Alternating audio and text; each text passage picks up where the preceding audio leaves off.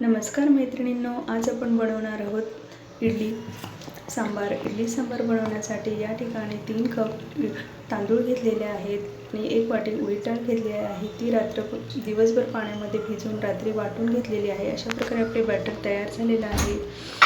त्यानंतर हे बॅटर आपण इडली पात्राला तेल लावून त्यामध्ये भरवणार आहोत आणि इडलीच्या पात्रामध्ये पाणी गरम करून झाल्यानंतर हे सर्व पात्र आपण वाफवून घेणार आहोत. त्यानंतर आपण सांबार बनवणार आहोत. त्यासाठी 2 कांदे घेतलेले आहेत, 2 लाल मिरची, हिरवी मिरची, लसूण, जिरे, मोहरी, मेथी बी, हळद, लाल तिखट आणि सांबार मसाला व हे चिंचेचे पाणी. प्रथम आपल्याला तेल गरम करून जिरे मोहरीची फोडणी घालायची आहे.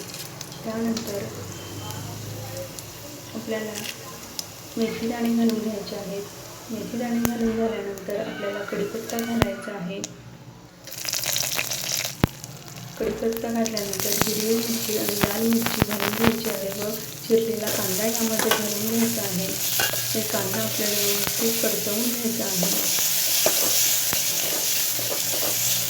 कांदा व्यवस्थित परतल्यानंतर आपल्याला आलं आणि लसूण पेस्ट घालून घ्यायची आहे. त्यापूर्वी मी डाळ चांगले कुकरमध्ये शिजवून घेतलेली आहे.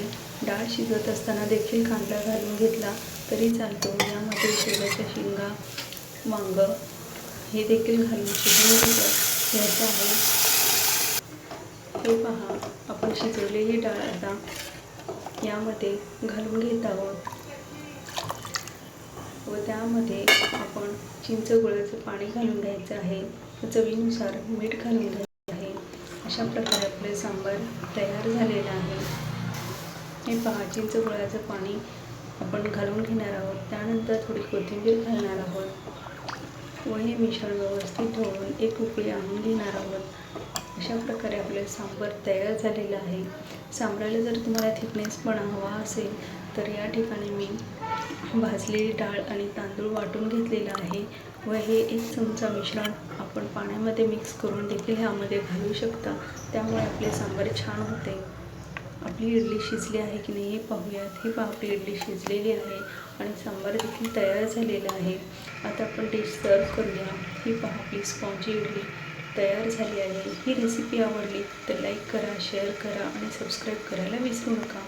रेसिपी पाहिल्याबद्दल धन्यवाद.